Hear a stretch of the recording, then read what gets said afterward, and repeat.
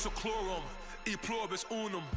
They changing climates and replacing humans and fracking soils while bulldozing forests. But they can't defeat us. They could not destroy us. Are we dreaming the same dream of money, guns, and gasoline?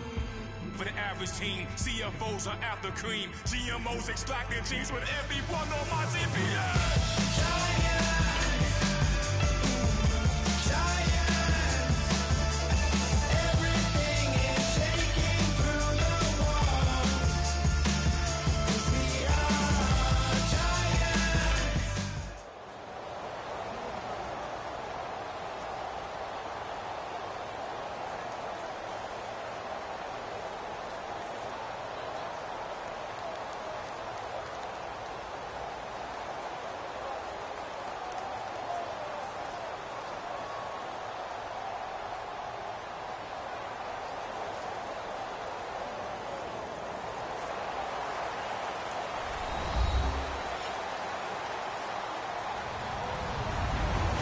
Everyone, I'm Larry Ridley, and this is the NFL on EA Sports. Anticipation is mounting for today's game, and we've got two quarterbacks looking to make an impact. It's Rivers' Chargers going up against Roethlisberger's Steelers. So let's get you up to the Steel City. Standing by in Pittsburgh, here are Brandon Guyton and Charles Davis. Thank you very much, Larry. We are here on a beautiful afternoon for football. Today, we're set for a good AFC matchup between the San Diego Chargers and the Pittsburgh Steelers.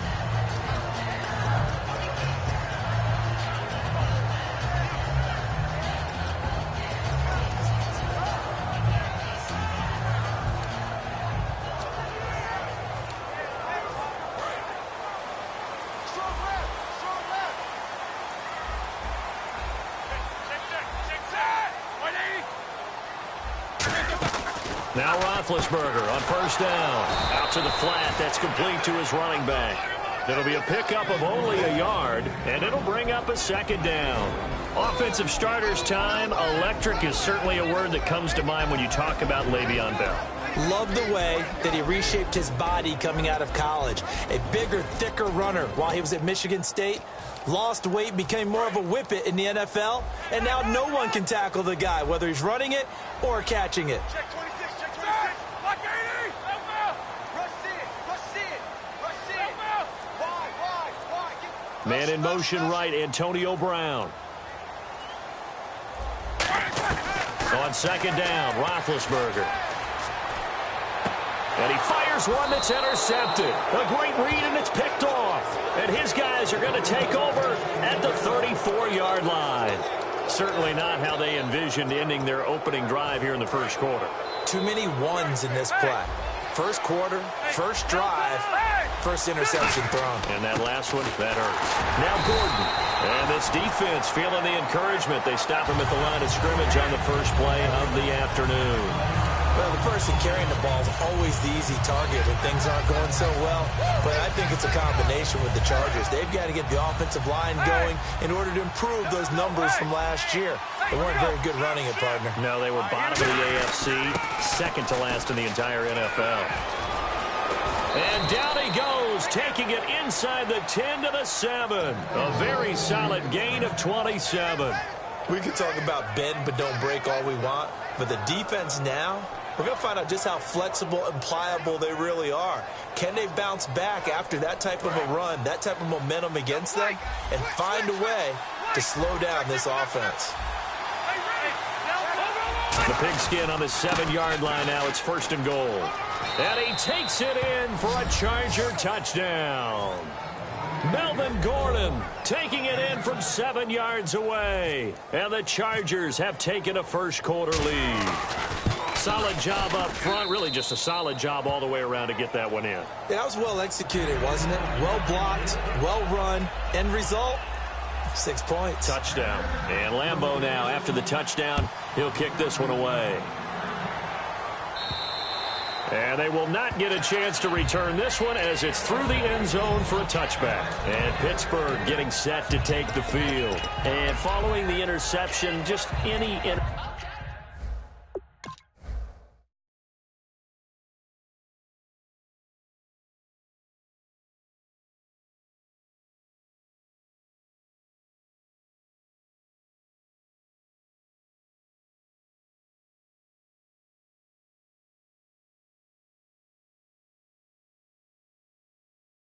interception. Are you a little bit more cautious when you start that next drive, or no, you just throw that out the window? I think you are. I don't think that there's any way you can run back out there and go, totally didn't affect me. Let's just go ahead and be loose with the football again. You're going to take care of it, but you have to be careful about being too cautious because now you can't run any offense at all. Still want to attack. We'll see how they attack them here.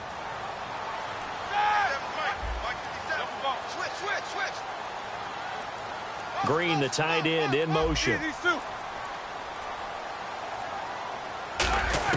They go back to the air here after the INT. He's going to wind up and air it out. A 50-50 ball here, and it's intercepted. Picked off by Dwight Lowry.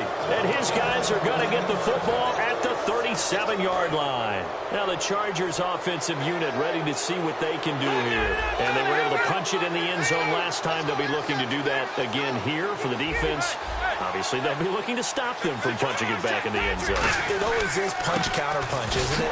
And which team has the advantage? Well, let's just go back. Last time on offense, they rolled downfield, got to a good rhythm. You can see a little more bounce in and out of the huddle. You can see the sideline really get into the game. So defensively, you're thinking to yourself, how do we take that away from them? How do we get the advantage back? Let's see what they come up with. I think pressure is always the first way to go. You love pressure. I love it. We'll see if they dial it up this drive. He rifles one that's intercepted. Picked off by Mike Mitchell. And he'll return this one just shy of midfield to the 49. Out comes the Steeler offense now, ready to see what they can do here. And last time, one play interception. So this offense, they should be fresh. That's a good way of putting it.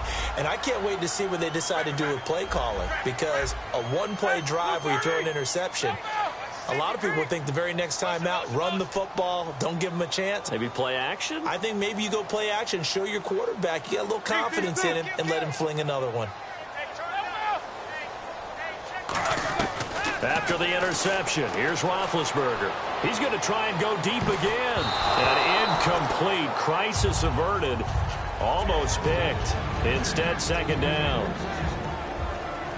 And we'll take a look quickly at the San Diego defense. Melvin Ingram is beginning to come into his own as an outside linebacker. Strong, solid, with an excellent first step.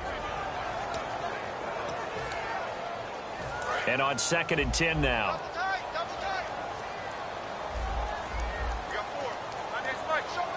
They come up with one running back. That's Bell. And they'll get it up the middle. And he might have got this across midfield, not by much. They'll mark it down at the 49. You know, Charles, for a lot of fantasy football players, Week 14 was the first week of the playoffs. You remember back to draft day, Le'Veon Bell being out the first 3 weeks. Do I take him? Do I not? Well, those who took him, they were rewarded in Week 14. And in a big way, because Le'Veon Bell at Buffalo, 236 yards on the ground, 38 carries, 298 yards overall in the game. The snow didn't affect him. It's not just that he plays in Pittsburgh. Remember his background, Michigan State. He had some cold weather games, some nasty games in Spartanland as well. Yeah, those 236 on the ground, franchise record.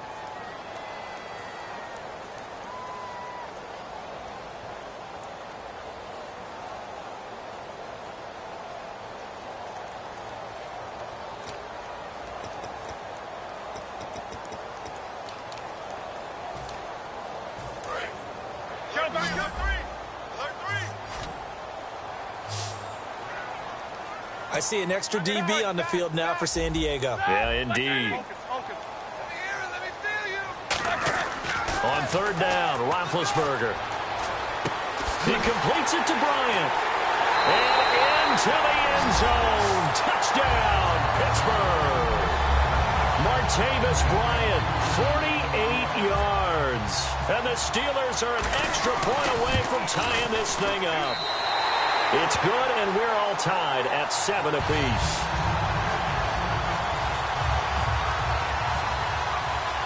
So we're right back where we started, all even as the kick's away. On the return, it's Isaiah Burse.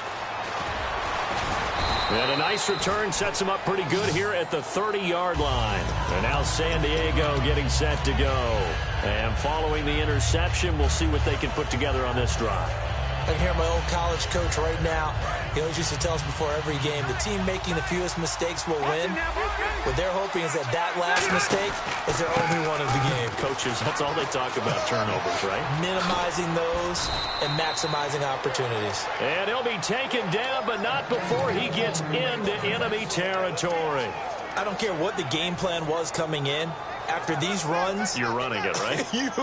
you make sure you keep circling on your play sheet, running plays that are working, and keep patting those big offensive linemen on the back. They're doing a great job. Goes without saying the defense is going to have to adjust to this. In a big way, and they've got to figure out, do they have to sell out to stop the run, or can they just do it better than what they've done so far?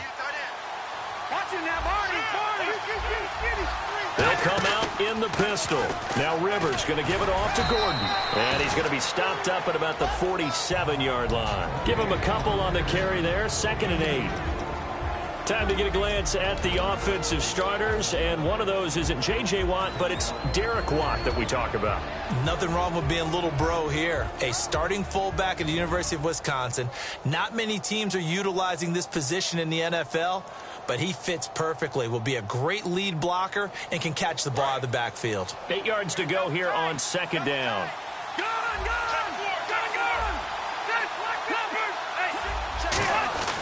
Rivers going to turn and give this one to his running back, Gordon. No gain on the play, and it's going to bring up a 3rd down.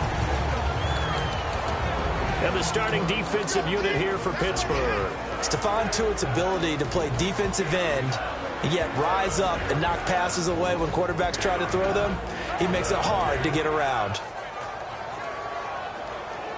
And they'll need the 39 here for a first. This is 3rd down. Looking to jam the receivers at the line here. Press coverage look defensively. Ready, 380. 12. On 3rd down, Rivers. And it's complete. Henry. And he gets it to the 32. Good enough for a first down. And fits the exact right word. Over the middle, there's almost always traffic, so anytime you're a receiver in that area, you're not just focused on catching the football. You're wondering where the collision's going to come from, right? Because there's almost always someone there able to concentrate, catch it, and even added a little extra at the end with a short run. An encroachment penalty here, maybe just a mental lapse, partner. Sometimes you have to just watch the football. Make sure it's snapped before you're jumping.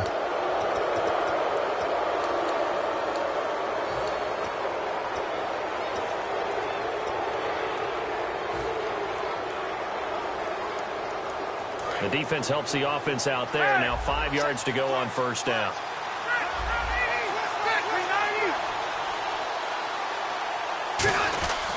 Following the penalty, here's Gordon. And he's going to take this one down to about the 23-yard line. It's a gain of 3, and it sets him up with 2nd and just 2 yards to go. And the D-line pinching together must be expecting the run. Back now to begin the 2nd quarter with Charles Davis, Brandon Gaudin. It's the Chargers here with a football. They're looking at a 2nd and short yardage to start things out.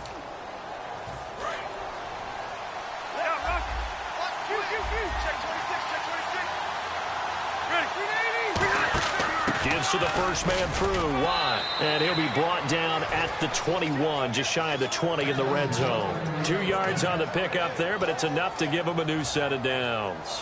Well, not a lot of flash and dash on that play. 2nd and 2, and they hand it to the big man, and he ends up picking up a first down. A little bit of gray area there, though, but I think what they thought, hey, we hand it to him here. If we come back and don't get it, we still got another down to try and pick it up.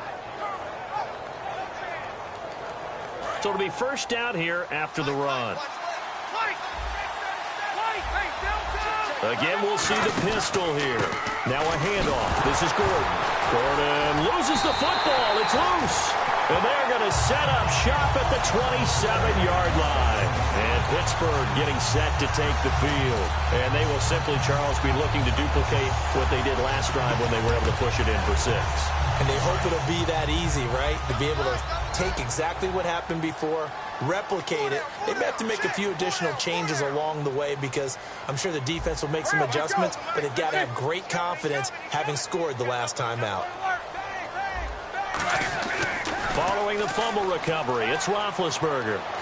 Eluding the pressure right. He couldn't quite hold it. Got hit. Ball pops out, incomplete.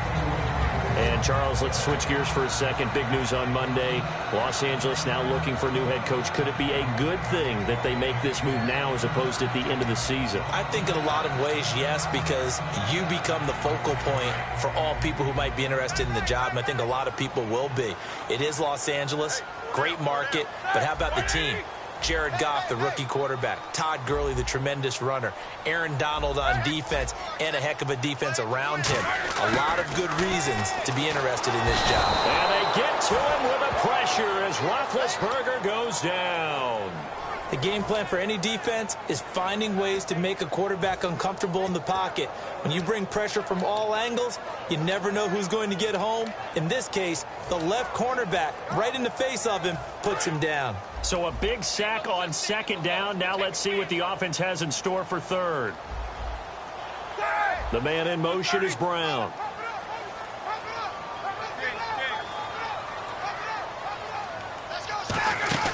A fake to Bell. Now it's Roethlisberger. Now he'll throw deep left side. And that's caught inside the 35. And into the end zone. Touchdown, Pittsburgh. Antonio Brown, 82 yards. And the Steelers have taken the lead. Good pass, clean catch, and a house call there on the fly route. And not that much room to operate. So that tells you about his acceleration. We always talk about being able to go from 0 to 60 real fast. It took him less time than that to get the top speed and complete that play.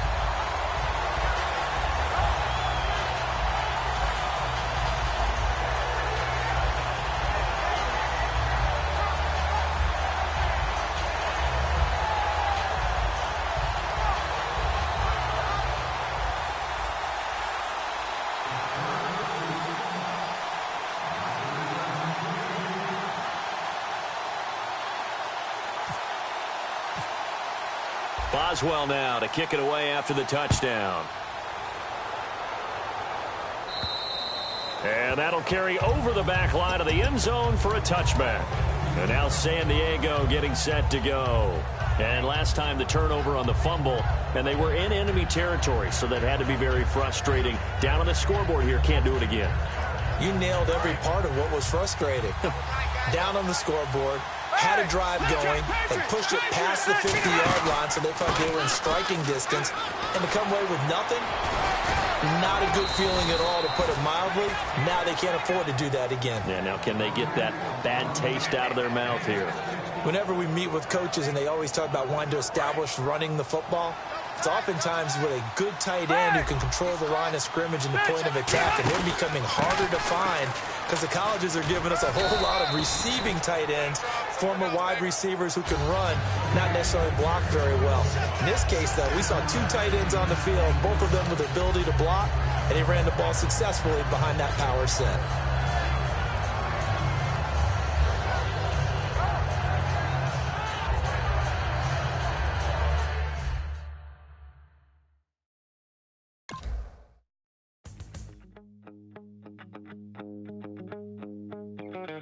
My second body cost a lot.